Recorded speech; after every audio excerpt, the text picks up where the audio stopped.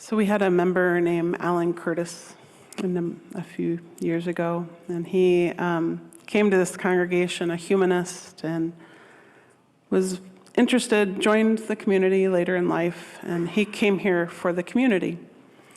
And I still remember a picture of him at Flower Communion where his arms were wide open and he was holding his flowers like, I don't know, like an air traffic controller or something.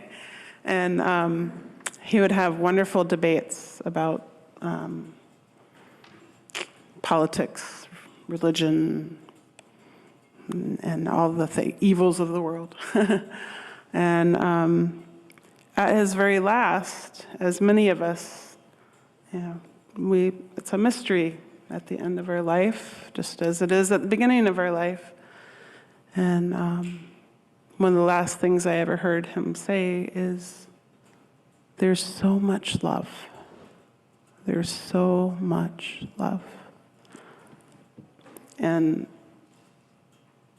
that was the last time I knew him to be conscious. And so if we think about the thing that is connective, our interdependent web, whether we believe in a God, whether we believe in nature, or don't really know, that interdependent web of life, that interdependent web of love, we think about what brings us into a place like today on a -6 January, 20-degree wind chill.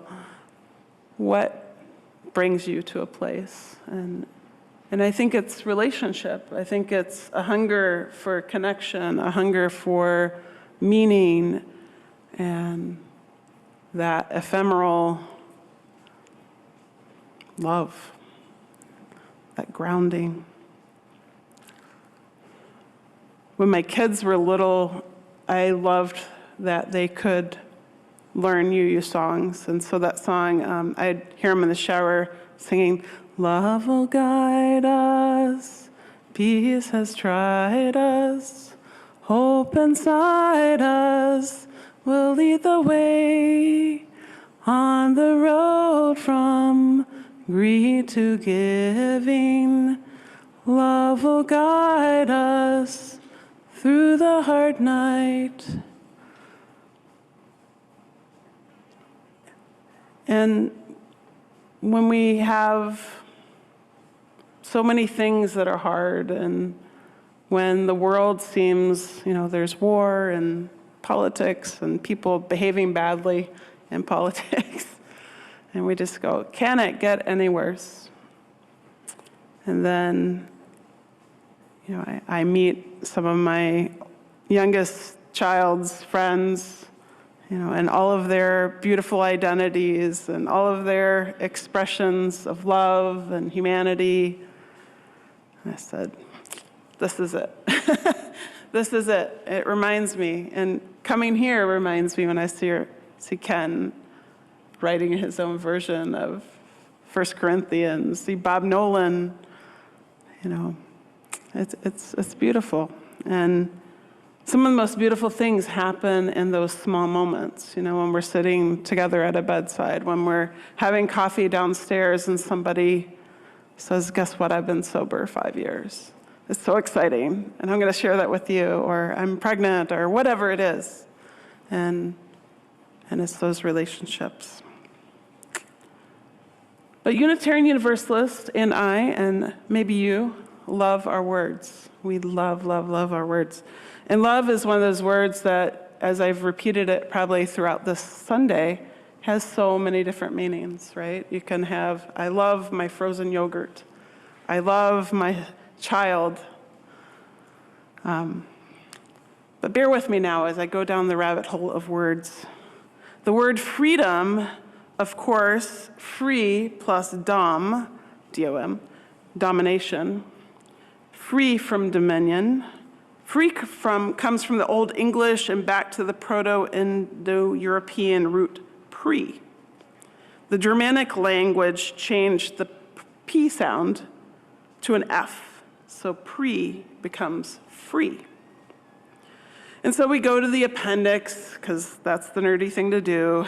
And the meaning of free, it says to love. What?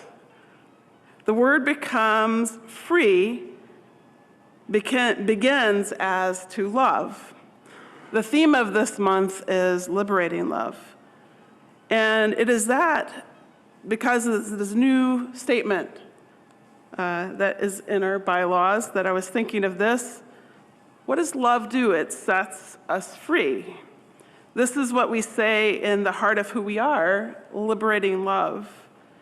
And now you're telling me that the word free comes the word from the means to love. Yep. The word free, to love, becomes the Sanskrit word priya, meaning dear or beloved, or priyat, which is loves. And in Slavonic, it becomes prilijate. I don't know, I'm not doing that very good, meaning friend. And it does that in English too, meaning friend. And so remember, the Germanic P becomes an F. And you know who figured that out? Well, it was Jacob Grimm from Grimm's Fairy Tales. I kid you not. And in Old Norse, Pri becomes the name of Frigg, the wife of Odin, and literally meaning beloved. In German, you get Freda, which means peace. Through French, you get the word afraid, which means to break the peace or disturb. And in English, you get free. And the theory is that belonging to the loved ones, therefore, is not bondaged or enslaved, but is free. This is the meaning of the word. We love them, so we do not hold them in bondage. They are our friend, so we want them to be free. They are beloved, so we do not want to oppress them. To be free is to be loved. And because you are loved, you should be free. So many people come into this space or walk into Unitarian Universalist congregations because they are told they are not worthy in some way or another. I have had people weep in these pews because we say, you are welcome here, no matter what your identity and where you come from. We welcome you. We welcome your beliefs and your seeking, LGBTQ+, gender identity, class. We can go through the whole long board welcome. So what is that? What is this place, this sanctuary, this Unitarian Universalism that has so many different beliefs in it? What can hold all those different people together?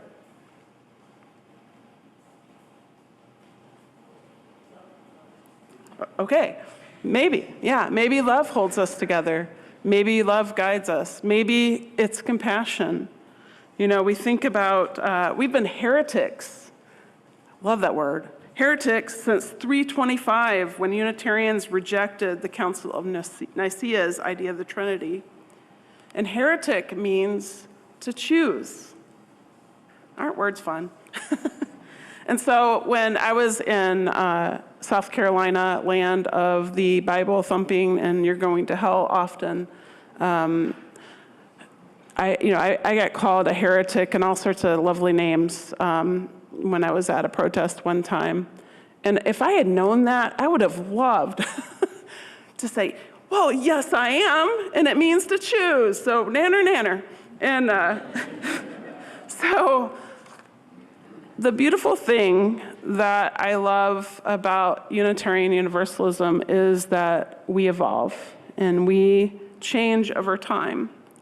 So initially, we had Unitarians who believed in the unity of God, very much believed in reason and equal rights. And then we have Universalists who believe that God was too loving to condemn people to hell.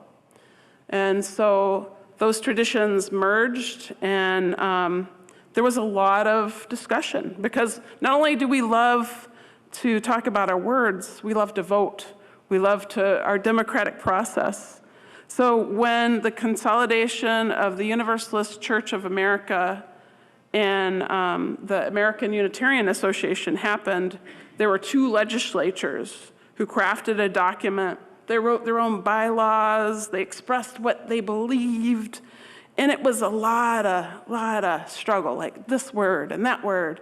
And if you talk to some of our founding members, and when they went to Beaver Creek, I think it was, to think about the mission of the church, and it was there was one word, I think, and maybe somebody else can tell the story better, but every word was important. And it's because when we think about how we define ourselves, words are often what we have.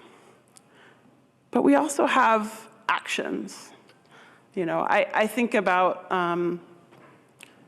that we can never have the perfect. I'm always coming away from a Sunday saying, dang it, I forgot that part of my sermon, or, oh, that was terrible. That was terrible. And then somebody will say, you know, that meant a lot to me. And I think, yes, and thank God, because I thought it was terrible. But, you know, we think about, we're constantly trying to make meaning and to say things that matter. We do this in politics. We do that at coffee tables. We do that in our classrooms. And we do that here. And so when you look at the front of the gray hymnal, you'll see the 7 principles. And these were written, and they were versions that were earlier than that version. And we've had this same version for about 30 years, give or take some years. And in our UUA bylaws, it says that each 15 years, we need to review our Article II, our principles and purposes. And in 2020, there was a big review, a big change. And you know, a lot of us came into this place or came into Unitarian Universalism or even just discovered it and said, yeah, I like these principles. I really like knowing that the inherent worth and dignity of every person is important. And so when we look at change, it can be hard. It can be really hard. Like, don't take my principles, don't take my sources. And that's part of what we're working on now, is looking at the language that we care about. And so the UUA board in 2020 asked the Article II Study Commission to consider amendments to look at the bylaws. And they said that the UUA they want to propose revisions that will enable our UUA, our member congregations and communities, to be relevant for spiritual and moral growth, healing, and justice. And proposed changes should articulate core UU theological values. And the board believes that one core theological value shared among UUs is love. And so we think about the different traditions, we think about our own words, and in our principles, it does not explicitly say love. In our sources, it talks about loving our neighbors as ourselves in the Judeo-Christian tradition. And so that was one of the things that people found missing from some of the statements. And so when they were looking at, you know, how do we look at our words? You know, who do they include? Who do they not include? What do they hold us to? And so they expanded some of the ideas. And as it's changed, there's been amendments, there's been inputs. Right now, congregations have gathered to add amendments this summer. And ultimately, it'll be changed again in 15 years. And so is it enough? Is it right? Is it beautiful? I love some of the changes. Some of them, I'm like, nope, that's not my word. I do not like that. and that's okay. When people come here for our class, somebody's like, do I have to believe in this principle? No. I mean, you can. But one of the things that we believe in our tradition is that we have a brain, and you don't have to check your brain at the door to be authentic to yourself. So if something doesn't work for you, that's okay. And it's okay for us to discuss it and hash it out and think about it, but we do it in love. And Francis David was an early theologian, and he said, we need not think alike to love alike. And so when I think about this idea now that we're putting love at the center, Virginia Woolf sent me this really cool, she's a Buddhist, so of course she sent me something from Buddhism. She sent me this really cool thing from the Dalai Lama. And he said, our need for love, ultimately the reason why love and compassion bring the greatest happiness, is simply that our nature cherishes them above all else. The need for love lies at the very foundation of human existence. It results from the profound interdependence we all share with one another. However capable and skillful an individual may be, left alone, they will not survive. However vigorous and independent one may feel during the prosperous periods of life, when one is sick or very young or very old, you must depend on the support of others. Interdependence. That web of life, that metta sutta, when I send out my compassion to the world, to myself, to my friends, to my enemies. We are connected by that web. Love is patient, love is kind. And these little things, we are sometimes called the love people because we have our little yellow shirts. We used to call it standing on the side of love, and then people who have trouble standing said, that's a little ableist. Can you do something different? And they did, okay, we'll do side with love. And we changed the words to a hymn because trying also to be inclusive, and we said, answering the call of love. And so we keep changing. We keep evolving and learning. During the pandemic, some really terrible things happened in Minneapolis. And we started being more comfortable with the word white supremacy culture, right? And anti-racism, and understanding that we all have work to do, and that we all can be a part of that work. And so love is not just this, like, oh, I love you. I love my peanut butter. I do. But it's a capacity. It is a capacity. It is a promise. It is a grounding. And when I think about that fundamental connection, that's what I feel about love. Is it central to who we are? I think about M. Scott Peck, who said, love is the will to extend oneself for the purpose of nurturing one another's spiritual growth. Love is as love does. Love is an act of will, namely both an intention and an action. And another Buddhist, a Buddhist teacher talks about love, Sharon Salzberg, as metta, means a sense of connection, that knowing that we're intertwined, that there is a we, and it's really a fundamental truth. I think if I could name my theology, I would say it is, communitarianism. We're so I. We got iPhones and no, okay. But we're, in this society, what about the we? What about the community? What about that love that changes our lives?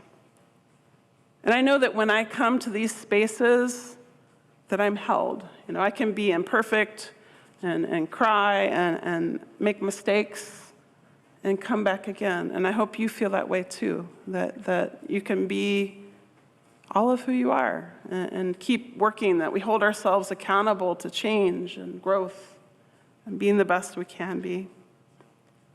So there are no perfect words, and we're going to keep trying to be the best people we can be. And maybe that means that love is at the center. Maybe that means that's not your word, so think about that. What is your word? If you were to put something at the center of Unitarian Universalism, what would it be? But we can keep practicing, and we can sing, "Love will guide us, peace has tried us, hope inside us will lead the way on the road from greed to giving. Love will guide us through the hard night." Thank you so much.